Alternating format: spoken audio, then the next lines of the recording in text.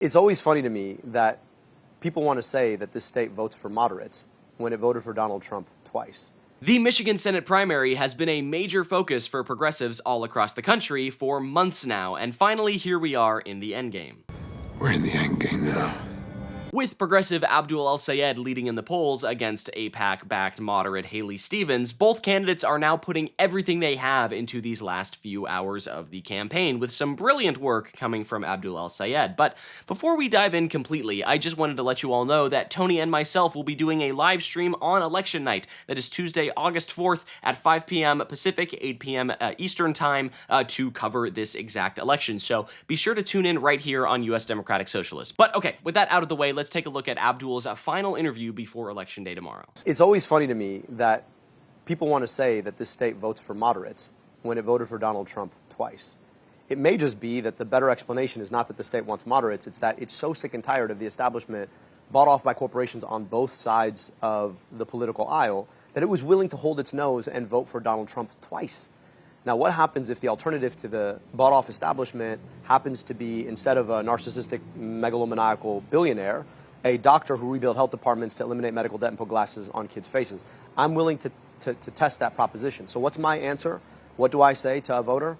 Hey, I'm not bought off by the corporations who bought off your politics for a very long time. I don't take money from DTE, so I'm not going to be putting a data center in your backyard. I'm not bought off by Big Pharma, so I'm not going to kick off an opioid epidemic or raise your prescription drug prices. I'm not bought off by Blue Cross Blue Shield, so I'm not interested in raising your premium. I'm also not bought off by AIPAC, so I want to keep your tax dollars here to build your schools here instead of sending it abroad. And I actually think that's probably going to win some votes in Michigan. And it's not just Abdul who is kicking everything into high gear. Haley Stevens is also touring the state, meeting with Democratic leaders such as Senator Gary Peters, as well as Representative Jim Clyburn, who have both endorsed Stevens, and she has also had the money advantage on her side since the beginning. Just take a look at this chart right here that shows that she has spent $63.9 million in ad spending alone to beat Abdul El-Sayed, and this data is a few days old, so it's probably a little higher than that. And El-Sayed has spent a fraction of that money, and yet he is more popular than Stevens. Just look at this favorable versus unfavorable chart from Ann Arbor, Michigan that shows that Abdul is up 50 points, whereas Haley Stevens is in the net negative 11, okay? She's net negative 11. The energy and the odds are definitely favoring Abdul.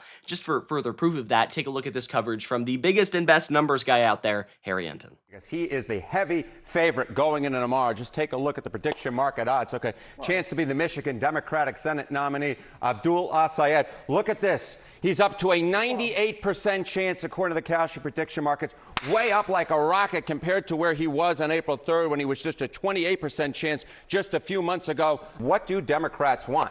Democrat and Democratic leaners who think the party needs at least major changes. Look at this. In 2022, it was just 33%. Look where it is now. The clear majority of Democratic voters are those who lean towards the Democratic Party. 57%. A clear majority believe that the party needs at least major changes. No wonder what we've seen so far is incumbents go down and defeat the House of Representatives. I do want to emphasize this. Prediction markets are not fact. They are not science. They are not even polling. They are vibes, right? And the vibes for El-Sayed are awesome right now. They are good. Polling looks strong. People are energized. He's going out there. He wants to win. However, this is not a guarantee, right? And everyone needs to keep pushing and fighting and voting and doing everything that they can until the finish line is crossed. We've been here before, but it is not over till it's over. And then it's general election time. But El-Sayed said he's ready for that fight. You're running on Medicare for All. Mike Rogers is going to say it's socialized medicine. You're taking away people's private insurance. How are you going to answer that?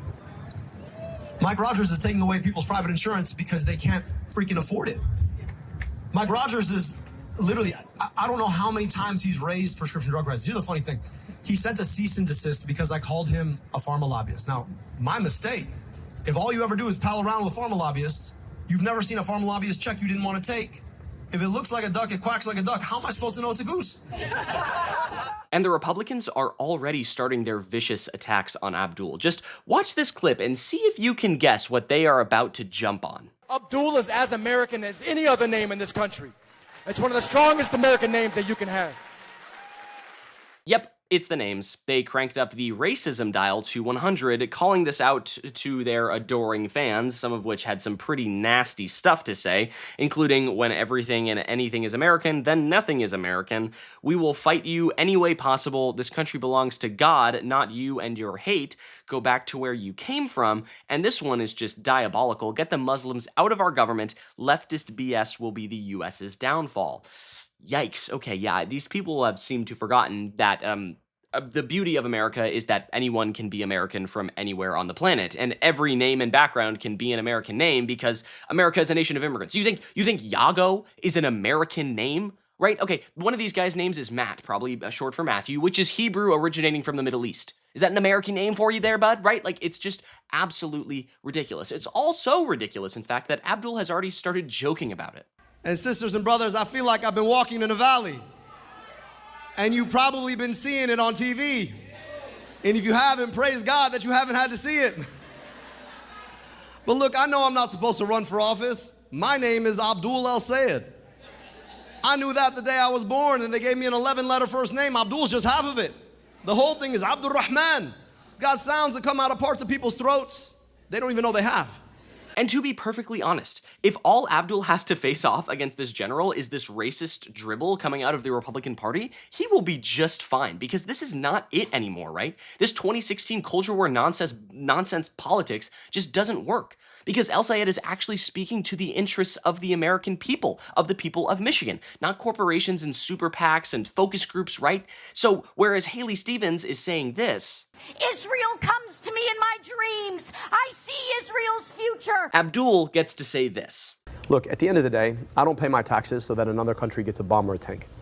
The money that could be spent to rebuild our kids' schools or provide them health care is being sent abroad to drop bombs on other people and their kids. I just think that's wrong. I believe in equal rights to peace, dignity, and self-determination for Palestinians and Jewish Israelis alike. And I believe in international law. And right now, our tax dollars are being used to allow the state of Israel to foreclose on the possibility of Palestinian self-determination and to take our money that should be spent on our kids to do it. That is against international law. It is against our higher ideals, and it's against our best interests here at home. So to me, I don't want my tax dollars making other people's lives worse. I want them making Americans' lives better. And clearly, these two candidates are very different from each other, but not in the eyes of the Republican Party. Donald Trump has literally said that Haley Stevens is a socialist and Abdul El-Sayed is a communist, putting aside the fact that neither of that is true, right? Stevens isn't a socialist, Abdul is not a communist. It doesn't matter. Right? The Republicans will call us whatever the hell they want. They called Hillary Clinton a communist, right? It doesn't mean anything anymore because socialist is not a dirty word like it was 10 years ago, right? Because now just being a socialist means you're against an ethno-religious apartheid state. Respectfully, you haven't made that same trade-off argument with regards to other items in the U.S.'s $800 billion I have. defense You just budget. don't cover it. No, I have. You just don't cover it. I'll say the same thing about the money we send to Egypt, which is where my family comes from. So if you want to go ahead and call me anti-Egyptian, go ahead and do that. But the reality is that on principle, I don't think we should be sending unconditional foreign military aid to any government because none of us actually pay our tax dollars for On principle, then, are you against military. ethno-religious states writ large? On principle, I absolutely am. And hey, listen, if that's what it means to stand with socialists, then the vast majority of the Democratic Party are now card-carrying communists, right? It's just all so silly because the Democratic Party does have this potential to be a big tent party and to find coalitions like Abdul is doing all across Michigan, getting people to believe he is the right choice, like this woman right here. Just what I needed to hear to make the right decision. Absolutely. He gave me confidence that he's not the person that they said he was. It changed my whole perspective on him.